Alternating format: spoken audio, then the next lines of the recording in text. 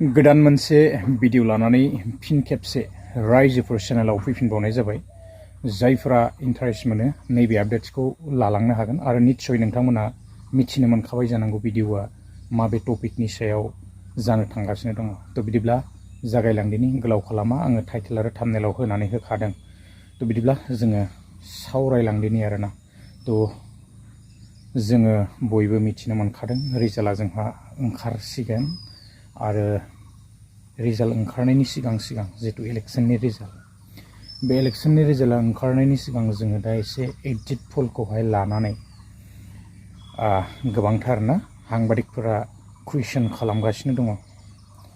थ' गिदिर गोलावफोरनावहाय दा एग्जिट पलखौ लानानै एसे गोनो गोथो बा कनफिउज जादों नामा, मायावबा एकदम बिराद खम होनाय जोङो नुनो मोनखादों। मैयाबो सावरायदोंमोन। थ' सावरायलांदिनि बिनि सिगां आं एसे नोंथांमोननोहाय आङो आंनि जितुनेखि नैबे आवगोलावबो आङो दिन्थिदोंमोन, दाखालिबो आङो मोनसे भिडिअ होदों। थ' बेनो जाबाय फिसाहै मोनसे बेबायदिनो फार्म खुलिनाय जादोंमोन आरोना।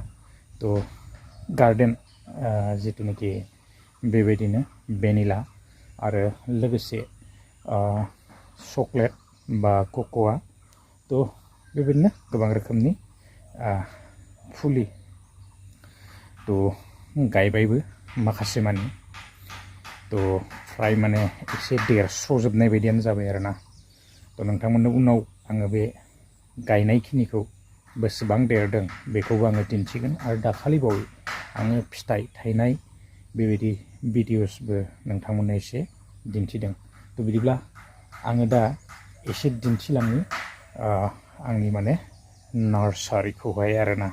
थ' एसे नायलांदो, ओमफ्राय जोङो मेन टपिकआव हाबैगोन। गोजौआवहाय बेबायदि नेट लागायना होनाय जाखादों, नै जा बरिया बानायखादों आरोना। थ' बेहाय बेबायदि फुलिफोरखौ लाखिनानै दोननाय जादों। मेल्ला दङ आरोना, नै मेल्ला दङ। थ' नोंथांमोननो जुदि नांगौब्ला बेखौहाय लानो हागोन। आरो नै बिथिंबो नै बेबायदि मेल्ला मोजां बेबायदि फुलिफोर दङ आरोना। थ' गोबांथार दङ। थ' नांगौबानो मोनो। थ' नोंथांमोना कन्टेक्ट खालामनो हायो आरोना गोसोबा। थ' जायफोरा गायनो सानदों, थ' नै बेबायदि लाखिनानै दोननाय जादों आरोना। फुलि दं मोजां बे चकलेट आरो जोङो बेखौहाय कक'आ होननानै मिथिनो मोनो। आरो नै बिथिं जायो एसे माने बेबायदिनो भेनिला दंमोन।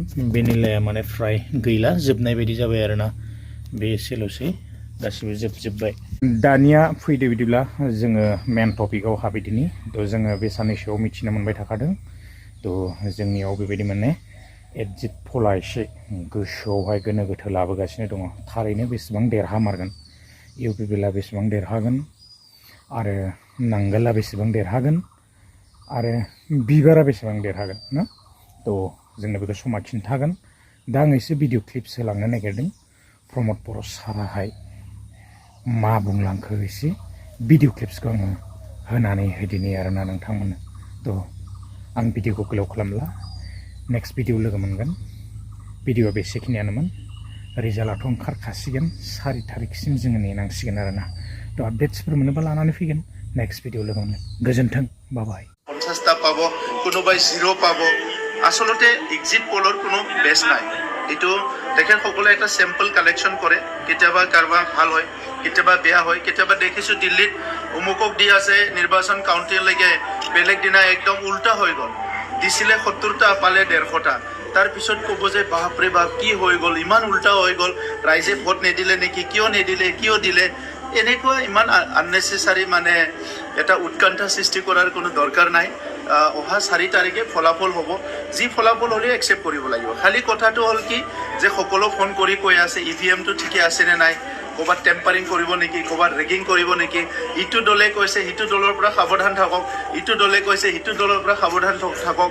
ইয়াত মোৰ ব্যক্তিগত কথাটো এনেকুৱা যে দেশখনত যদি তেনেকৈ ৰাজনীতি চলিছে, ইয়াত যদি ষ্ট্ৰং ৰুম ঠিক নাই, EVM মেচিন ঠিক নাই, টেম্পাৰিং কৰা হৈছে, মানুহক ভয় ভাবুকি খোৱা হৈছে, ইলেকশ্যনৰ কাউণ্টিঙৰ সময়ত যদি কাউণ্টিং হলত যাই পেলাই মানুহক যদি ভীতিগ্ৰস্ত কৰে বা ভয় ভাবুকি দেখুৱায়, এইটো গণতন্ত্ৰটো বিশ্বৰ ভিতৰত সৰ্বশ্ৰেষ্ঠ গণতন্ত্ৰ হ'ব নোৱাৰে। ইয়াত অকলে মই বা আমাৰ দলে চিন্তা কৰিব লগা নাই, গোটেই দেশবাসীয়ে চিন্তা কৰিব লাগিব।